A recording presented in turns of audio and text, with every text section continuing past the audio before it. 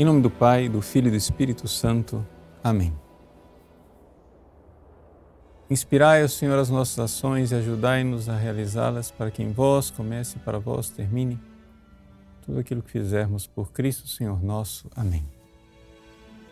Santa Maria, Mãe de Deus, rogai por nós. Em nome do Pai, do Filho e do Espírito Santo. Amém. Muito bem, estamos no nosso curso de Cristologia, na segunda parte, em que nós estamos tentando contemplar o que realmente foi a obra do nosso Divino Salvador. Na primeira parte do curso nós vimos quem é Jesus. Nos concentramos sobretudo no mistério da encarnação. Agora, o mistério da redenção, o que fez Jesus.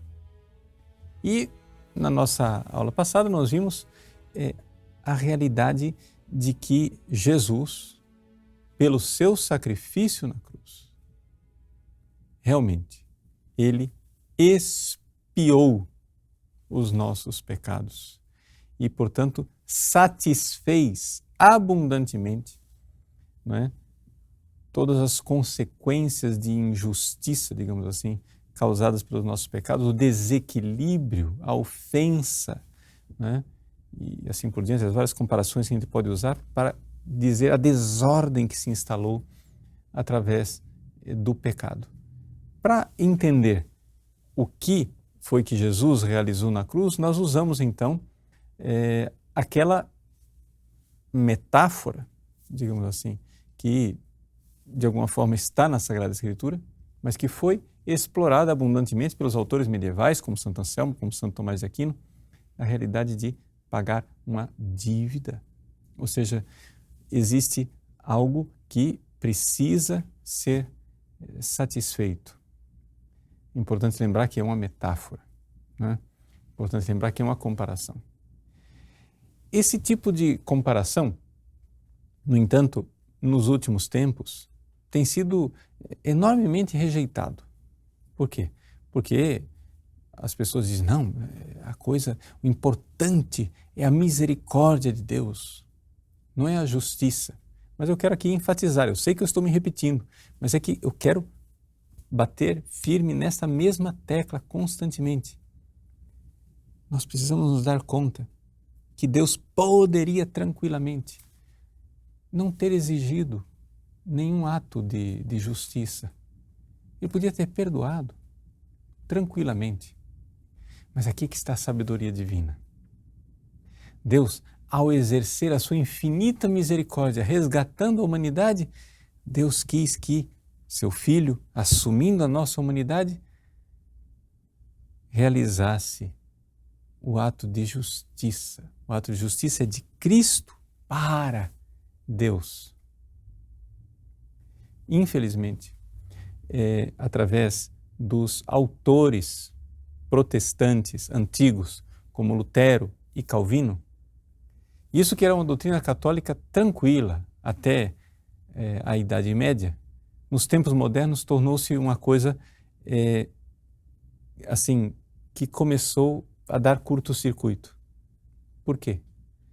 Porque, veja, na cruz, Jesus realizou um ato de justiça, dando a Deus o que é de Deus. Ou seja, Jesus na cruz deu a Deus todo o amor que Deus merecia receber. Ou seja, o próprio Filho de Deus se fez homem para que uma alma humana pudesse amar, com um coração humano pudesse amar Deus como Deus merece ser amado. Isso é a coisa belíssima, essa é a misericórdia enorme de Deus.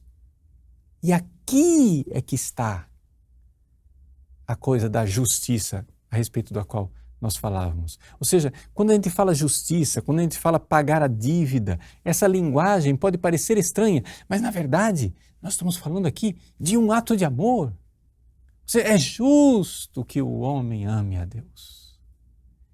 E Jesus então, na sua cruz, abundantemente, o ato de amor de Jesus por Deus na cruz foi infinitamente maior do que qualquer ato humano de ofensa.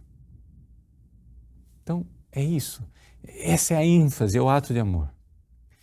Infelizmente, você se recorde, Lutero e Calvino inverteram as coisas e colocaram o ato de justiça da cruz como se fosse uma realidade em que Jesus, na cruz, foi objeto da vingança divina e Deus então realizou a justiça em Jesus, esmagando Jesus, como se fosse um Deus sedento de vingança. Vejam, inverteu as coisas. É sempre a palavra justiça, mas invertida, não é? Ou seja, a ênfase está mais num Jesus passivo. Por quê? Porque para os protestantes revoltados, Lutero e Calvino, a natureza humana não é capaz de nada. Então, é sempre muita ênfase na ação divina.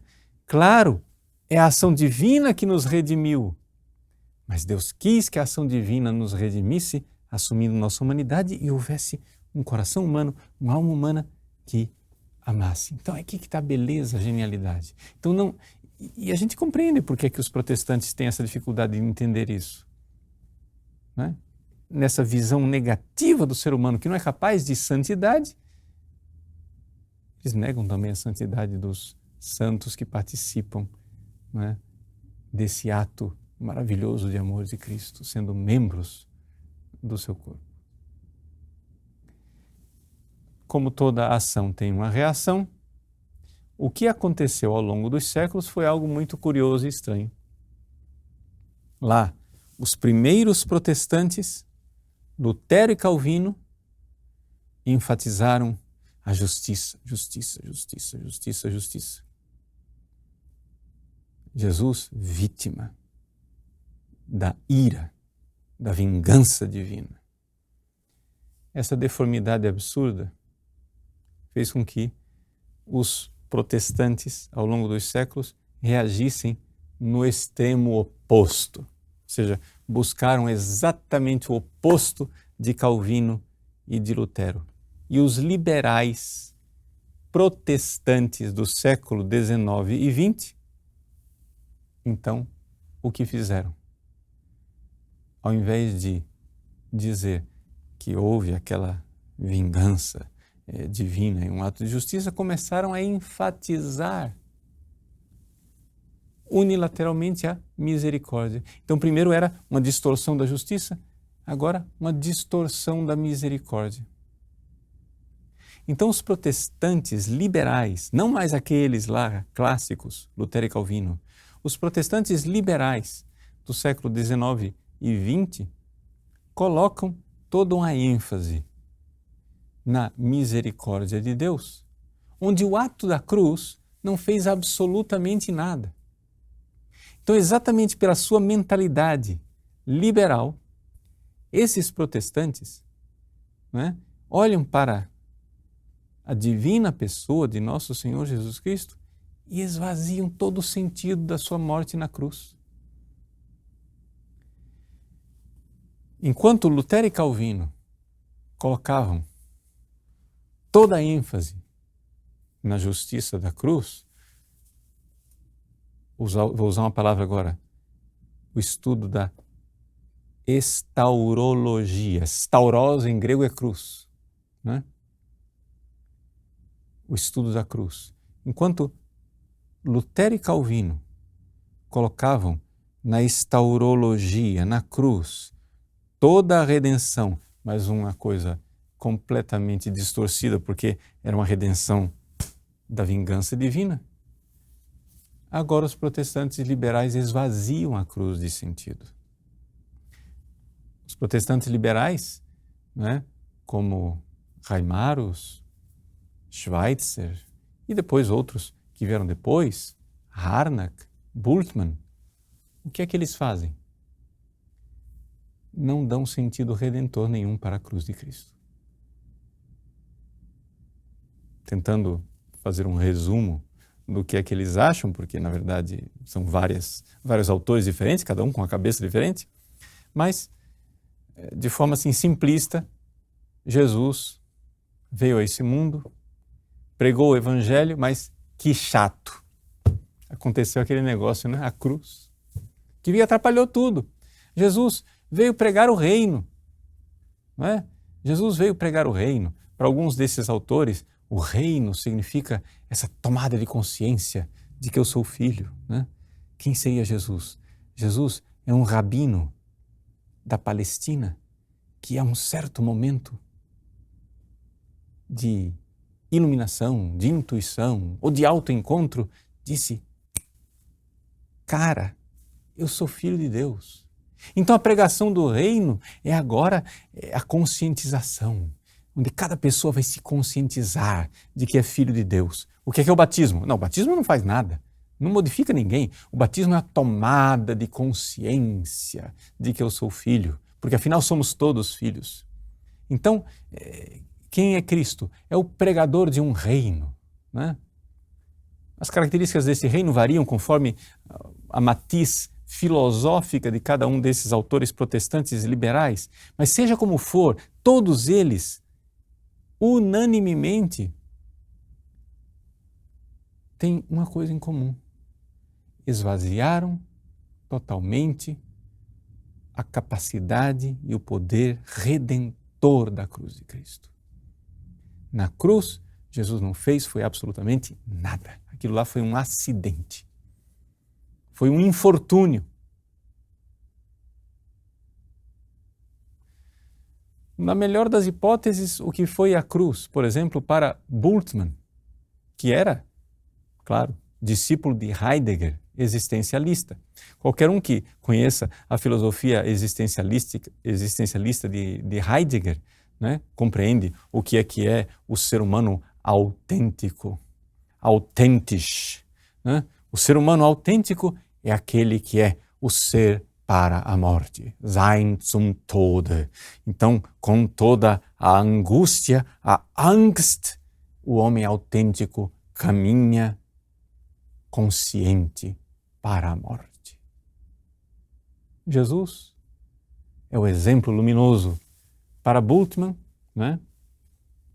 Nessa sua interpretação existencialista de Jesus, em que Jesus vive o hoje, o agora.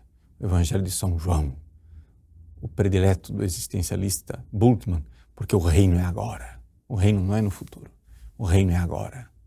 Esse presentismo de Bultmann, em que Jesus realiza agora o reino, porque ele, como ser humano autêntico, se conscientiza de que ele está indo inexoravelmente para a morte. Esvaziou completamente o significado da cruz redentora e do poder salvífico. E você vê claramente que, no fundo, todos estes autores liberais, eles padecem de um profundo kenotismo. O que é o kenotismo? Talvez nós tenhamos mais tarde a oportunidade de aprofundar esse conceito. Mas o kenotismo é esta visão da encarnação em que Jesus, se é que ele é Deus que se esvaziou e, portanto, não guardou nenhum traço de sua divindade. É um ser humano, simplesmente humano.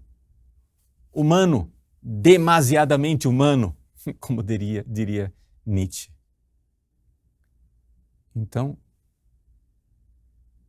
toda a realidade que nós vimos na primeira parte do curso, ou seja, na parte do curso em que nós enfatizamos a encarnação, a união hipostática, o fato de que Deus e homem em Jesus,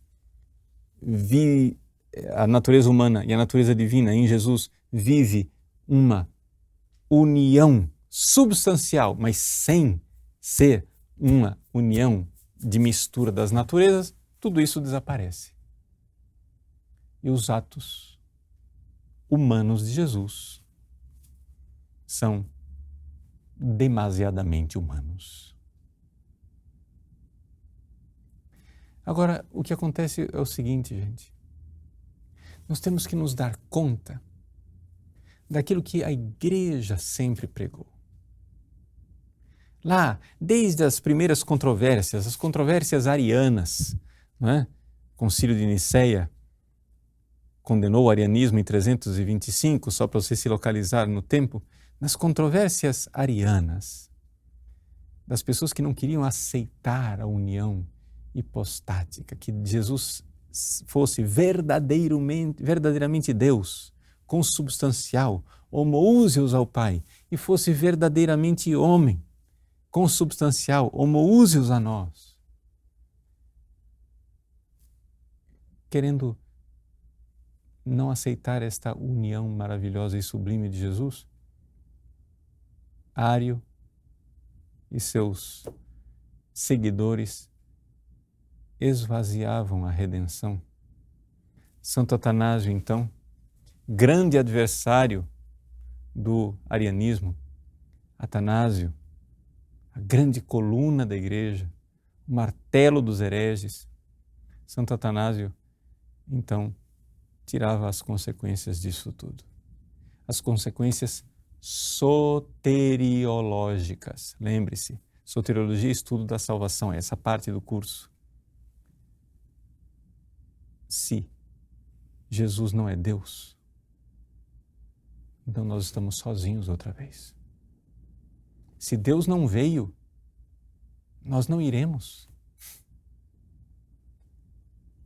Se Deus não veio e assumiu nossa humanidade, e com a humanidade de Cristo, corpo e alma, realizou aqueles atos divinos e redentores, a humanidade está, mais uma vez, abandonada a si mesma.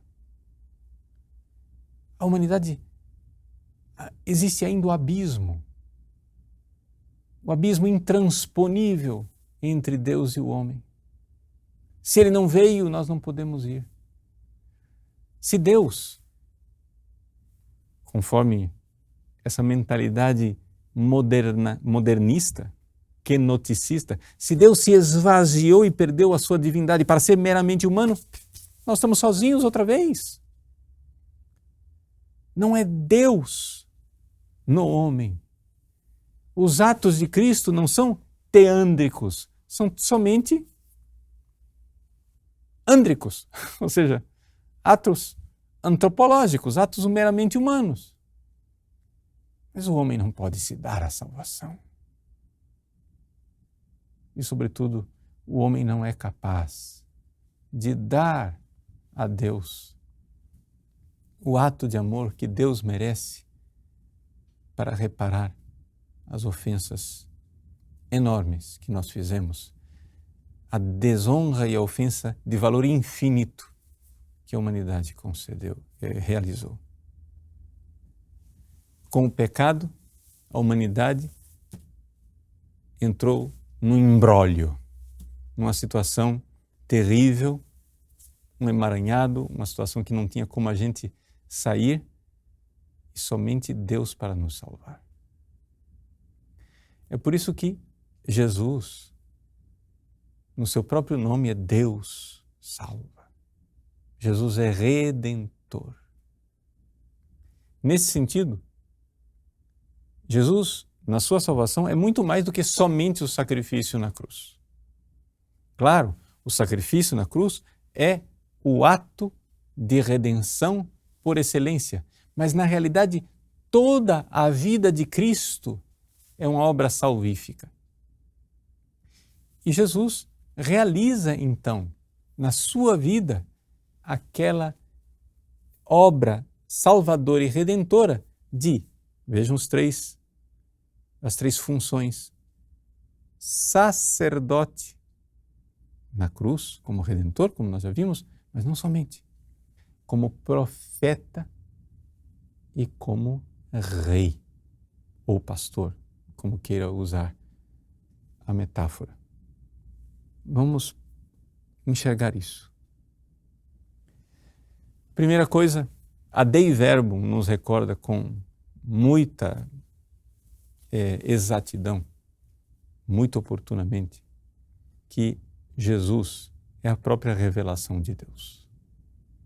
Ou seja, Jesus, não somente nas suas palavras, mas na sua vida, nos seus atos, nos seus gestos, no seu comportamento, em todo o seu ser, Jesus é uma grande revelação de Deus. Se nós queremos conhecer a Deus, precisamos nos aproximar de Jesus. Porque em Jesus, Deus que se fez homem, Deus se revela aos homens. É isso que nos diz as Sagradas Escrituras, é isso que diz o início da carta aos Hebreus. Outrora, Deus falou aos nossos pais, mas nestes tempos que são os últimos, Ele nos falou através do Filho. E aqui, Deus mostrou sua intimidade. Como bem gosto de recordar, porque bem nos diz São João, no prólogo, capítulo 1, versículo 18. Ninguém jamais viu a Deus. Mas o Filho unigênito que está voltado para a intimidade do Pai, para o peito do Pai, para o seio do Pai. Eis ton colpum tu patros. Ele nos deu a conhecer. Ele narrou o Pai para nós. Exegesato. Jesus é o exegeta do Pai. É o exegeta de Deus, né? Do coração divino. Conhecendo o coração de Cristo, conhecemos o coração de Deus. Então, e por que é que Deus quer se dar a conhecer? Esse munus do Cristo profeta, que dá a conhecer Deus, que revela Deus, que é a revelação de Deus. Vejam, é importante nós nos darmos conta que Deus, revelando, nos salva. E salvando, se revela. Não é que a gente, Deus venha contar para nós umas doutrinas que nós, por curiosidade, podemos estudar ou não. Não. A revelação é salvífica, meus queridos. Por isso, este curso aqui que nós estamos fazendo. Você estudar a divina pessoa do nosso Senhor Jesus Cristo, você se debruçar e querer conhecer, estudar muito, estudar mais, e querer conhecer a intimidade de Jesus, isso é salvador, isso é salvífico. Por quê? Porque isso é o fortalecimento da nossa fé. É pela fé que nós nos unimos a Cristo, é pela fé que nós vamos sendo conformados e configurados a Cristo. Mas como nós amaremos Jesus e a Deus de volta se nós não temos notícia, se nós não temos conhecimento dele? Ninguém ama o que não conhece. É, portanto, na sua revelação de amor, no Filho que vem se revelar, que Deus se dá a conhecer. Essa é a maravilha, maravilha das maravilhas. Que amante não quer conhecer o amado? Se você não tem vontade de conhecer Jesus, tem alguma coisa muito errada com o seu coração. Conhecendo Jesus, se aprofundando na fé, você vai sendo transformado. Deus se revela e no ato de revelação Ele nos salva, nos transforma, nos faz diferentes. Deus nos salva e no ato de salvação Ele mostra o seu coração bondoso. É uma realidade que se alimenta mutuamente. Revelando, nos salva. E salvando, se revela. Então essa é uma das realidades da nossa salvação. Cristo profeta, Cristo revelador do Pai. O segundo ponto, no qual o nosso Senhor Jesus Cristo é Salvador, é Redentor, é o fato de que Ele é Rei e Pastor. O que quer dizer isso?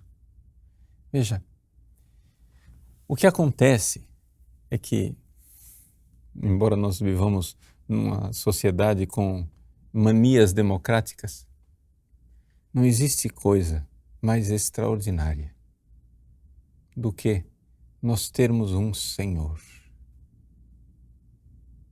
Nós termos alguém que acima de nós nos governa e nos aponta o caminho como pastor e guia. O poder de Cristo. Jesus, ele recebeu, a humanidade de Cristo, recebeu um senhorio. O senhorio sobre nós. Porque na verdade, com o nosso pecado, com a sandice, com a loucura, com a maluquice do nosso pecado, nós escolhemos Satanás, o pecado e a morte como nossos senhores, dos quais nós somos escravos e, como escravos, esmagados e oprimidos. É ilusório a humanidade viver com ímpetos revolucionários, modernos, dizer assim, eu sou livre, eu não quero servir a ninguém quero servir. Bom, se você disser a ninguém quero servir, vai acontecer uma coisa, você vai ser escravo. Não tem essa escolha. Não é porque você decreta que você é livre que você fica livre. Se você não aceita Deus como seu Senhor, você terá Satanás como seu Senhor. Você não tem uma escolha nesse sentido. Ou você é regido, governado e guiado por Deus, ou você é escravo de Satanás. São essas as duas opções. Essa autonomia do ser humano, não é? É uma realidade que precisa ser muito esclarecida. É verdade. O Concílio Vaticano II fala da autonomia das realidades humanas, mas vírgula, ele esclarece. Autonomia quer dizer o seguinte: Deus, quando fez as coisas, fez com sua natureza e as coisas precisam, de fato, se comportar conforme sua própria natureza. E nesse sentido, as naturezas são autônomas. Mas não no sentido que nós somos independentes de Deus.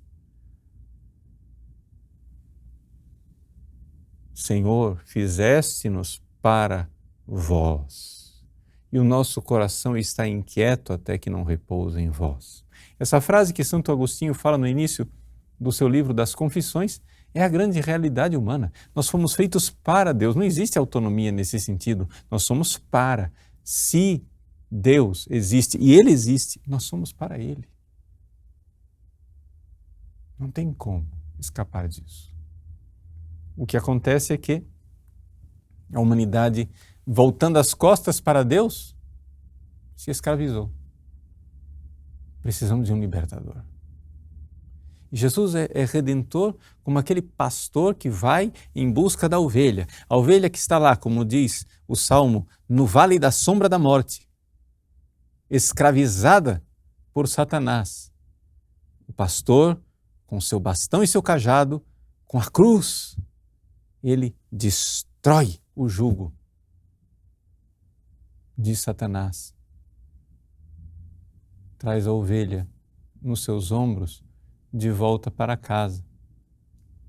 Mas para isso nós precisamos realmente deixar que nosso Senhor seja realmente nosso Rei, Supremo Rei, Rei de nossa existência, da nossa vida. Nós precisamos saber que estamos totalmente dependentes deles, como nos recorda o Salmo, como o escravo tem os olhos fixos na mão do seu Senhor. Nós precisamos disso. E Jesus quer reinar em nós. Ele tem o poder, mas ele não, ao contrário do poder de Satanás, o poder de Cristo sobre a sua vida, a redenção vai acontecer se você se abrir. Eu quero recordar aqui que existem esses dois aspectos da redenção. A redenção objetiva e a redenção subjetiva. Objetivamente, na cruz, Cristo, Rei e Senhor, venceu Satanás e o derrotou. Esta é a redenção objetiva. Mas essa redenção só será aplicada na sua vida subjetiva se você se abrir para este reinado de nosso Senhor Jesus Cristo, aceitar suas leis. Jesus é o supremo legislador, Jesus é o supremo juiz. Como aquela parábola que o próprio Jesus conta no final do Evangelho de Mateus, em que o rei, pastor e juiz, se senta para julgar. Ele é o rei. Separa de um lado as ovelhas e do outro lado os bodes. E ali o que acontece é o juízo. Vinde benditos, afastai-vos malditos. Porque Cristo, juiz, rei sentado no trono, é também o pastor dessas ovelhas. Aquelas que ouviram a sua voz e o seguiram. Ele conduz para os prados eternos. E finalmente, como nós vimos, já foi estudado por nós, Jesus é sacerdote.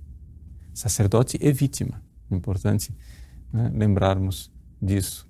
E através do seu ato sacerdotal, de oferecimento do sacrifício de amor na cruz, ele nos redimiu. Então, a vida inteira de nosso Senhor Jesus Cristo, né, é esta obra profética, régia e sacerdotal, é uma obra redentora. Num ato de amor que é de valor infinito. Precisamos nos abrir a esta obra de Cristo, a esta obra de amor, e deixar-nos alcançar por Ele, como diz São Paulo, porque Ele já nos alcançou. São Paulo aos Filipenses faz essa comparação. Ele diz, usando a comparação de uma corrida num estádio: eu já fui alcançado por Cristo. E como isso é verdade na vida de São Paulo? Era inimigo de Deus. São Paulo perseguia Cristo como verdadeiro inimigo de Deus. Mas quando éramos inimigos de Deus, Deus nos amou. São Paulo Cristo alcançou São Paulo. E agora? Numa corrida de estádio, se Cristo já me alcançou, agora São Paulo então pensa, deixando tudo o que está para trás, eu me lanço para alcançar a Cristo. A comparação aqui da corrida de estádio é aquele ímpeto do corredor que está diante da meta. Eu acho que você já deve ter visto nessas corridas em que está na linha, perto da linha final, e então os corredores, para conseguir vencer e ganhar o prêmio com um corpo de diferença dos outros competidores, o corredor, naquele momento final, ele vai e se lança para conseguir vencer. O termo grego desse lançar-se é pectasis. É um termo usado para essas corridas de estádio. São Paulo diz isso. Na corrida da vida, Cristo me alcançou. Agora, não vamos ficar apegados a essa vida. Não vamos ficar apegados às criaturas. Não vamos ficar apegados ao nosso velho, malvado e cruel Senhor do qual éramos escravos, Satanás e seu poder infernal. Não vamos deixar nos enredar. Coragem, se lance para frente, deixando tudo para trás, a epéctase, se lance para alcançar o Cristo, já que nós fomos alcançados por Ele. E quando você fizer este gesto de generosidade, você vai entender o que disse São Paulo. Quem vai nos separar do amor de Cristo? Quem nos separará? A tribulação? A perseguição? A fome? A nudez? A espada? E ele faz listas mais tremendas. Anjos, demônios, nem o mundo inteiro. Nada será capaz de nos separar do amor de Deus que se revelou em Jesus Cristo. Por isso, meu irmão, a redenção de Cristo, o amor de Cristo, o amor de Cristo nos uniu a Deus e nos une entre nós. Coragem, já que Ele, de lá do céu, se lançou para alcançar você, se lance e abrace o Cristo crucificado.